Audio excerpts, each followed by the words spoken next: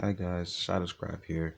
Just wanted to share with you my drawing process on how I come up with my characters and the process I come through just drawing them and everything like that from start to finish. So if that sounds interesting to you, why don't you tag along?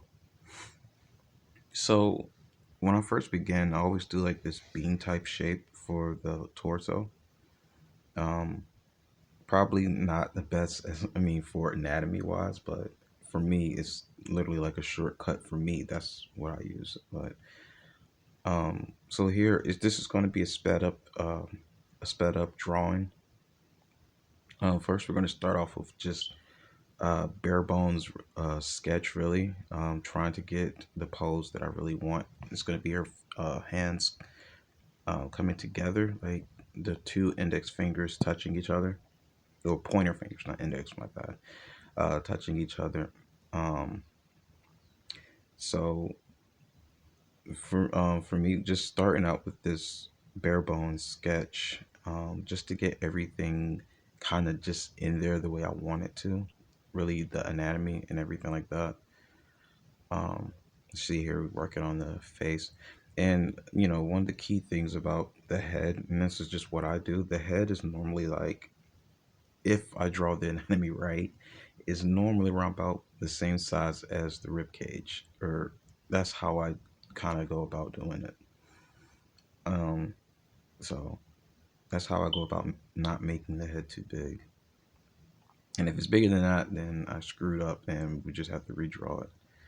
And of course, we're drawing one of these elven type chicks with the um, like oni horns.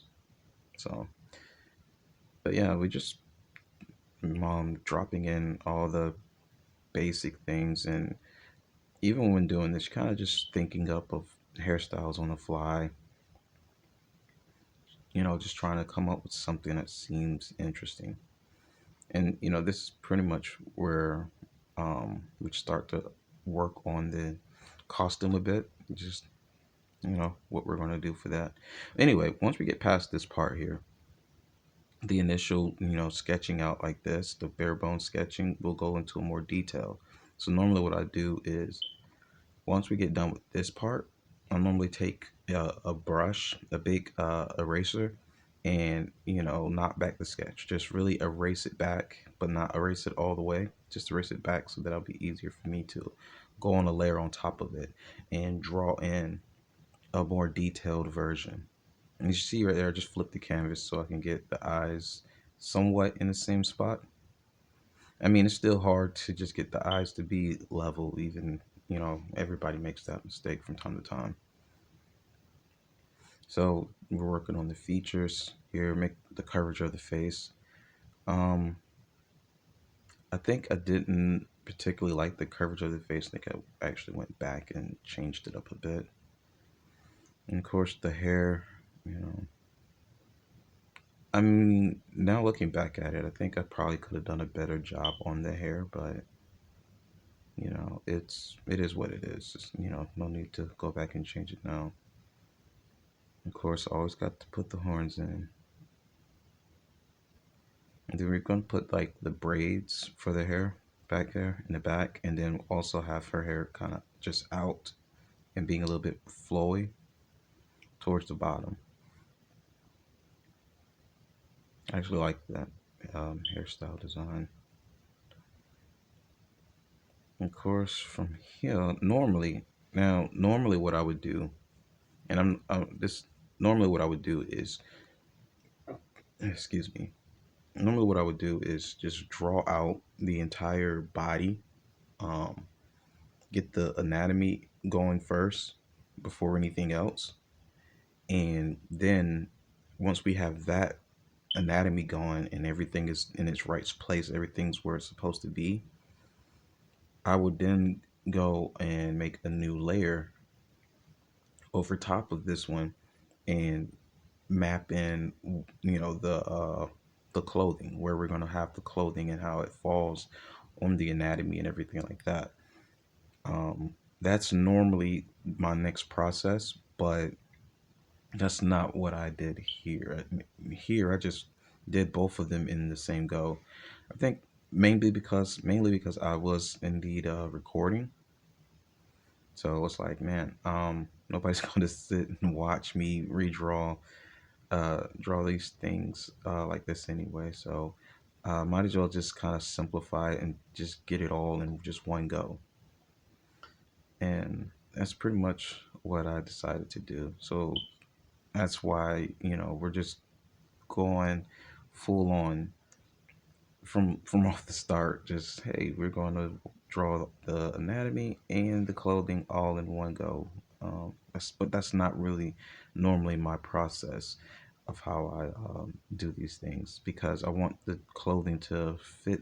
Like, you draw the clothing as if it's actually on the character. Like, it's not just there, but it's actually, it has some weight on it. It has some feel as if this person is actually wearing it.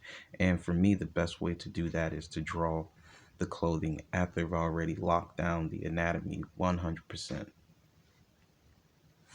So yeah, just sitting here messing around with that. So the next thing I would do is turn that drawing that I just did. I would end up turning that into a linear light layer and dropping the opacity, and then coming back over top of it using a my brush. It's just called an ink brush or whatever. I call it inking brush, but I mean it's really pretty much a very thin pen tool, small pen tool. So I come back in and get a little bit, clean up the lines just a little bit more. Um, probably shouldn't be that close, but since it's the face, it's, it's okay. And I've been going through this thing with drawing the eyes here of lately, and just different ways I've been drawing the eyes. Not that, I don't know. I just felt like sometimes I just don't like. Yeah, see right here where I say I change up the shape of the face there. Because I just didn't like how wide it was, how wide that her cheeks were. So I wanted it to be a bit slimmer. But yeah, when it comes to the eyes, I was like, sometimes I like, you know, um, a lot of the lashes on the side and everything like that, but other times not so much. Just wanted something a bit more simplistic. But as you see here, we're just going pretty much going back over what we've already put down, and at this stage, you know, there is no really adding anything new. It's more or less just refining what's already there. Um, Maybe straighten up some things um, that we've already put in that we really didn't lock down as definitive lines, and that's pretty much what it is. This stage is actually not all that difficult, but it is the most time consuming in a way, because it's like you're going back over lines that's already there, but you're trying to be a bit more cleaner with your lines. And of course, what I normally use for these lines are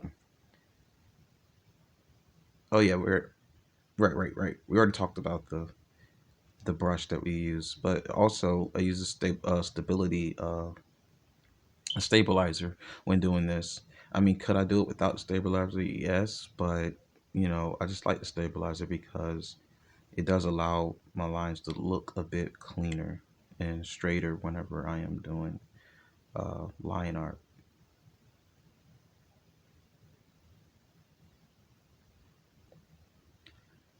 All right, so and here on the hand that I noticed after I've already was done, and I just like screw it. I did have the other thumb peeking out from behind this hand, but I did not redraw it.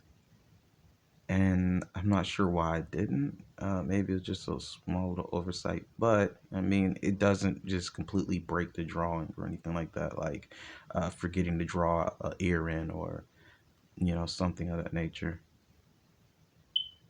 or having the features a little too stretched out too far on the face or anything like that.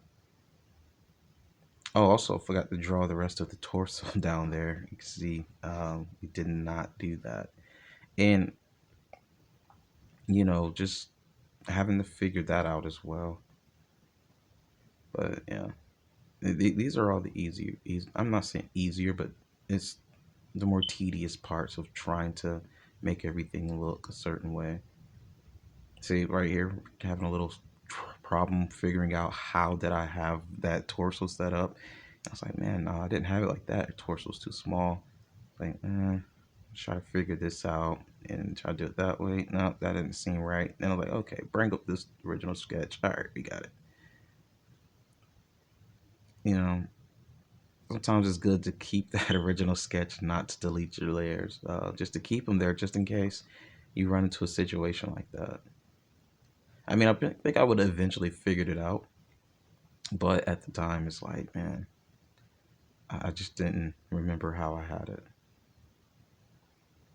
And that right there could also have broken, could have broken the drawing if that torso was just a bit too small, because it just wouldn't look right. And so now we're getting everything in. This is to the next point. Um, Trying to really mess around with any last second things. Getting those eyes in there. All right. So once we get here, get the colors, our flats, and normally whatever the skin tone is, I like to just pretty much the entire drawing. Just go ahead, outline it with that color, and just take a paint bucket and just fill the entire thing, creating a silhouette of the skin tone. And that's how I pretty much get the first level of flats. There we go, bam, like that. Then of course come in on another layer under it, or rather over it, and do the hair, and then another layer for the clothing. I like to separate the clothing, different parts of the clothing. So if we have like, let's say green, we got a layer for like green elements in the painting. I mean in the design, and then we have a level for I mean and another layer for the, I don't know, red elements in the costume or whatever. So just separating on different layers and everything. And just going back and cleaning up a little bit some areas that got a little farther outside of the intended area. And it is good to do it now because eventually we will merge down all these flat layers into have the flats just on one layer instead of for multiple different layers. And so for here, we for all the clothing items, I like to, whatever the base color is of the clothing, we're doing everything in that color, much like we did with the flat layers for the skin or whatever for the entire thing. Well, we're doing the clothing entirely in whatever that base color is, and then coming back and editing it, editing, creating layers for the different uh, color elements within the layer. Just a quicker, I'm not saying go quicker, but you get stuff done a bit faster. And one thing you have to do is just create layers on top of it, this already base layer to address different things, different colors. So there we go. There's the gold. Um, basically it's going to be this black color and this gold trim. It's going to be the main thing. Um, it's not really all that important to, in my opinion, the way with my process, it's really not all that important to um, be perfectly in the lines with your color. So when you're doing this part of the coloring process, because you can easily just come back and clean it up. Make sure everything is in its place. So then now we're going for the green, create another layer, and we're putting that turquoise greenish color in there. And this has always been a fun process of coming up with different uh, clothing options instead of for just having a basic costume design. Just coming up with something using some colors that I feel as though work very well with the uh, not only the initial color we pick, but also with the skin tone of the character. And I felt like this tealish turquoise color works well with the skin tone, with her skin tone. And that's kind of the reason why. That's kind of my ideal around picking colors for costume. Um, yeah, I want it to look cool, but at the same time, I also want it to be able to match pretty well with the. I want it to be able to match pretty well with the skin tone. Um, I do the same thing for eye color as well. I want the eye color to be um, to offset as well. That everything's a natural blend with itself. So when I'm picking the costume and then the hair and the eyes, the colors that I'm using, they all have to flow, and that's just my process for coming up with colors and everything.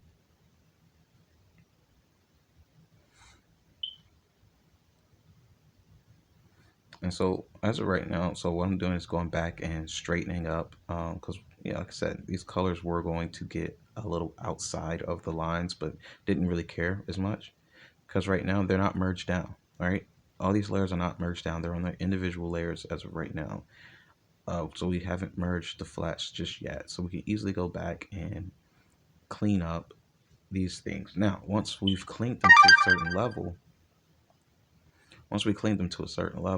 we will merge them down whenever we feel like, all right, everything that I want to do with them is done. So now let's merge it all down and then start to move on to the next process or the next step in the process, which the next step in the process is to merge all this down and begin to move on to the next step, which is the shadows and the highlights and other, just really get into rendering of highlights and shadows and other different colors. So here you see we can start to get into the eyes and everything like that, picking out the eye color that I feel like works well with all the colors that's here.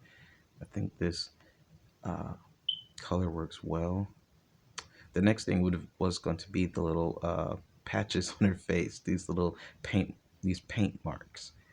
And originally I started to try to go for darker tone, but I'm like, not really working. But then I'm like, hey, if it worked for the costume, it easily could work for the paint on her face.